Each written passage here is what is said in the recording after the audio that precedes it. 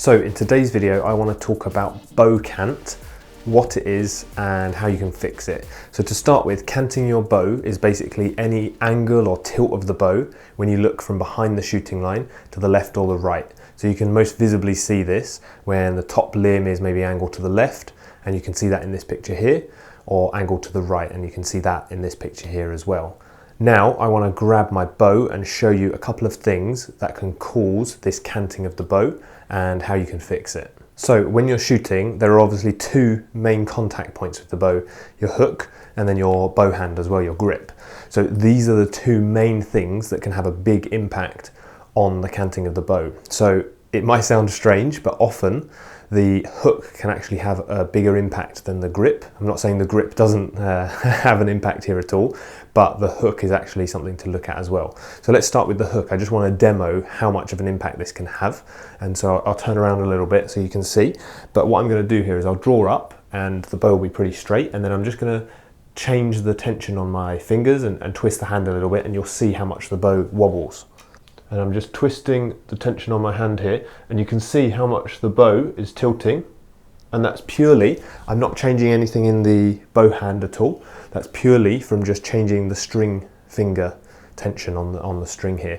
And you can see this in some top archers. You might see them come up to full draw, and you can see that in this video here, actually come up to full draw, and then you can see the wobble of the limb happening. Now often it can be from the bow hand, but also it can be from the draw hand.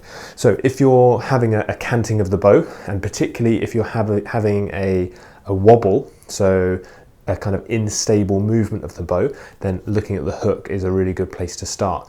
You want to make sure that your hook is not twisting too far round one way or too far round this way when you're at full draw, because that can cause the limb to tilt one way or the other. The reason canting is so important to look at is it can have a really big impact on the left and right grouping of your arrows. So if you're canting your bow to the right, as you go to further and further distances, the group will move more to the right, and it has a really big impact. And this can cause, if there's a tiny variation in your cant, can cause a really big spread of your groups left to right, and it can also make it difficult if you're shooting something like a feater or a round where you're changing distances, because you'll need to move your horizontal windage of your sight between the distances as well. So it's really important to get your bow as straight as you can and as straight as possible. Moving on to the bow hand now, in terms of the canting as well, it's really important to make sure that all the other points that I've mentioned in previous videos, your bow hand positioning is correct. So I won't go over all of those now. I've made a separate video in the past about that, and you can see that above here. But essentially, you want to make sure that you're not tilting your bow to the right or the left from this grip, and to do that you want to make sure that you're directing along the thumb nicely and that your pressure point is consistent in the grip here. So when you're shooting, if you feel like your bow is to the left and you can see the cant to the left, a common issue of this is touching with the part of your hand here that you don't want to touch the grip. If you're touching too far to the bottom of your hand, that can make, so if I draw up, here is fine, and if I do this, then that can make the bow angle to the left. So if you're touching too much with the heel of your hand, that can make the bow to the left. If you're slipping off the grip and slipping around to the left and your thumb is not directed enough forwards, that can angle the bow slightly to the right and cant it to the right. So these are some things to be aware of, but I would definitely look at that previous video that I did in terms of the grip positioning and how to do that. So before we get to the next part of the video, I wanted to briefly mention my online archery video courses. So if you head to courses.onlinearcheryacademy.com, you can explore the 2 video courses I've made. They're step by step and go through every single thing you need to know, whether you're a beginner for the beginner's course or an advanced archer for the advanced technique course. And these are the most detailed resources you can get, and they'll show you how to take your technique from beginner level, from club level, all the way up to national or elite level, and everything you need to know in between. So check those out, and now back to the video. Now, say you have identified a cant in your bow. How do you know if it's okay or if it's too much? And how would you work on that? So to start with, if you're a right-handed archer and you're canting slightly to the right, often that's okay. If you're canting to the left, that's a no-no. Basically, if you're canting to the left, that often indicates a weak front shoulder and a weak bow hand shoulder position.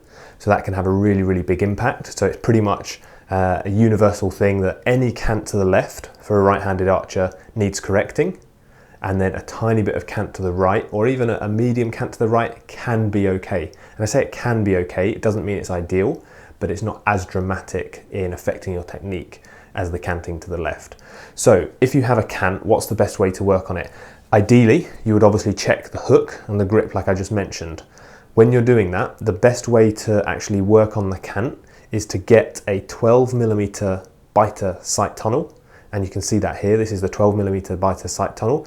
And what you can do is actually get a slide-on spirit level bubble on this sight tunnel. So that allows you to put the tunnel on your sight here, have the bubble, and see in live time when you're working on your technique, when you're drawing up and shooting, you can literally see if your bow is straight from the bubble. It's by far the best way to work on this. It's so simple and quick, and you can work on it whether you're shooting target face or blank boss or whatever you're doing. Now, obviously this is not allowed in competition for recurve archers, so this is only something to do in practice as a drill, but it's a great thing to have in your toolbox, and I'd recommend every recurve archer has one of these 12mm tunnels with the spirit level on. Really good. And a lot of the archers I coach who have struggled with canting the bow, and we've worked on this, we've used the 12mm sight tunnel for that, and it's a really good training aid to use for that. Now I want to show you something that often happens when archers are raising up and aligning, and this is a key point where it's really important to keep the bow straight. So when you're lifting, it can often cant to the left when you're aligning your shoulders at this point. So it's really important to keep your posture at this point, and if you aren't able to do that, then it's something to practice with a band or a light bow first. So when you're raising up here, maintaining the bow, you're coming up, you don't want to do that, an angle to the left. So that, with the arch of the back and the slight weight backwards, is very common to see, and that's a key point in the shot where canting to the left can often happen. And this is what I mentioned as well about in terms of when you're canting to the left, it's often with the bow shoulder being a little bit weak, and that can have a really big impact on the shot. So at this point you really want to make sure to keep the core, and when you're raising up, you keep here, and you keep the bow, you make sure at this point the bow is straight, not angled to the left, and obviously not to the right as well, but it's more commonly to the left at that point if it's because you're losing the posture. So that's a really key point to make sure. And when you're doing that as well, it's really important to keep the thumb through the grip here and make sure it's alongside the grip and not slipping one way or the other, because that can tilt the bow like I mentioned before.